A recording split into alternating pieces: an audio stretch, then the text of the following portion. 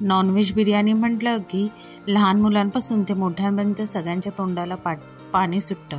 अगदी घरात छोटी मोठी पार्टी असो किंवा मोठी असो, बिर्याणी हा प्रकार आवर्जून केला जातो। मग अशीच ही बिर्याणी म्हणजेच मटणाची बिर्याणी आज मी तुमच्याबरोबर शेअर करणार आहे। ही बिर्याणी जी आहे ना, ती 1 किलोची अशी परफेक्ट बिर्याणी आहे। ह्यातला लागणारा तांदूळ, मटण, मसाले सगळे हे अगदी परफेक्ट आहे। हे परफेक्ट साहित्य घेऊन जर तुम्ही घरी बिर्याणी बनवाल तर तुम्ही बाहेरची बिर्याणी कधीच मागवणार नाही।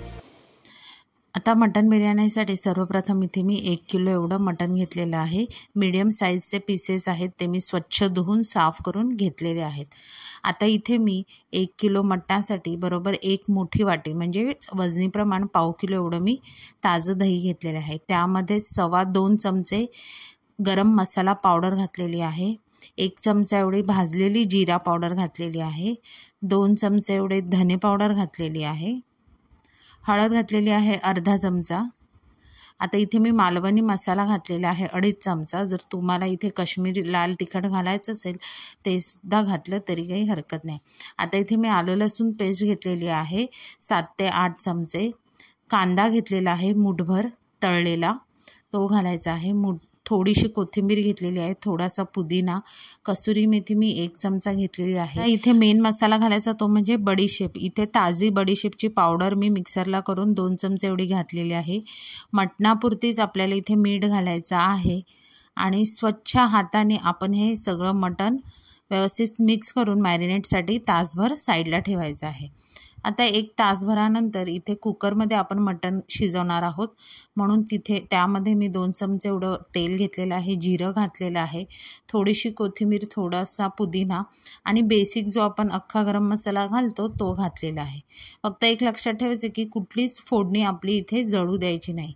आता जे मॅरिनेट केलेलं मटण होतं ते ह्या कुकरमध्ये ॲड करायचं आहे। मटण घातल्या लगेच आपण गॅस फास्ट ठेवायचा आहे आणि फास्ट गॅसवरच आपण हे जे मटण आहे ना ते ह्या तेलामध्ये छान असं परतून घ्यायचं आहे।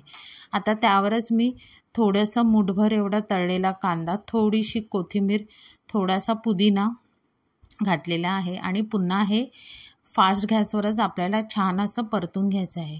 जवळजवळ 7 ते 8 मिनटं फास्ट गॅसवर परतून घ्यायचं आणि 2 ते 3 मिनटासाठी झाकण लावून मटण आपण छान असं तेलामध्ये शिजू द्यायचं आहे।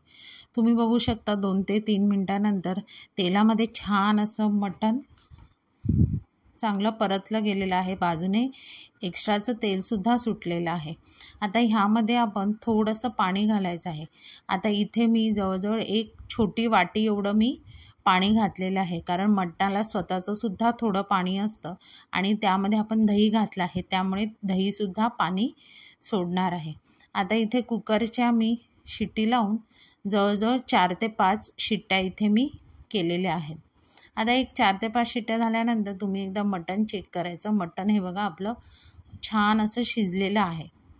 आता माझा कुकर थोडा लहान आहे, त्यामध्ये भात राहणार नाही आणि तो चांगला मुरणारसुद्धा नाही, म्हणून मी हे मटण जे आहे ते मी एका टोपामध्ये घेतलेलं आहे। आता ज्यामध्ये आपल्याला बिर्याणीला दम द्यायचा आहे त्याला मी छान असं तूप लावलेलं आहे, त्यावर मटणाची पूर्ण ग्रेव्ही टाकलेली आहे, तळलेला मुठभर कांदा, थोडीशी कोथिंबीर, थोडासा पुदिना आणि हा शिजवलेला भात। इथे बासमती तांदूळ वापरलेला आहे। हा बासमती तांदूळाचा थोडासा थर वर घालायचा, वरून थोडेसे तळलेले पुन्हा कांदे घालायचे, थोडीशी कोथिंबीर घालायची आणि थोडासा पुदिना घालायचा आणि पुन्हा एकदा आपला उरलेला जो भाताचा भात होता तो पुन्हा ह्यावर घालायचा आहे। आता इथे मी 1 किलो मटणासाठी जवळजवळ 850 ग्राम एवढे बासमती तांदूळ घेतलेले आहेत। आता हा लास्ट भाताचा थर झाला की त्यावर पुन्हा तळलेले उरलेले सगळे कांदे, पुदिना, कोथिंबीर हे सगळं वर घालायचं आहे। हे छान असं सगळं घालून झालं की दुधात भिजवलेला केशर घातलेला आहे कलरसाठी। तुम्ही इथे हवं तर फूड कलरसुद्धा वापरू शकता आणि 1 चमचाभर एवढं तूप घातलेलं आहे। आता ह्या बिर्याणीला ना थोडं कोळशाचा म्हणजे बार्बिक्यूचा फ्लेवर देण्यासाठी एका वाटीमध्ये मी पेटता कोळसा घातलेला आहे, वरून 1 ते 1.25 चमचा एवढं तूप घातलेलं आहे आणि पटकन आपण झाकण ठेवून किंवा मोठी अशी परात ठेवून तर चांगली बिर्याणीला आपण मुरत ठेवणार आहोत. आता ही बिर्याणी जवळजवळ मी 20 ते 25 मिनटं एवढी मुरत ठेवलेली होती. आता एक 25 मिनटानंतर लगेच तुम्ही झाकण उघडायचं नाही आहे. एक 25 मिनटानंतर गॅस घालवल्यावर अर्ध्या तासाने आपण हे बिर्याणीचं झाकण उघडणार आहोत. आता तुम्ही इथे बघू शकता बिर्याणी छान अशी मुरलेली आहे आणि बिर्याणीला कलरसुद्धा फार सुंदर आलेला आहे. जास्त बिर्याणीमध्ये चटणी नाही आहे किंवा जास्त राईससुद्धा नाही आहे.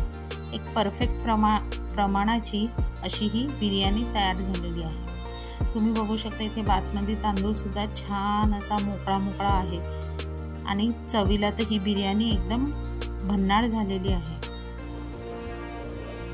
तर तुम्ही नक्की माझी ही रेसिपी घरी ट्राय करून बघा.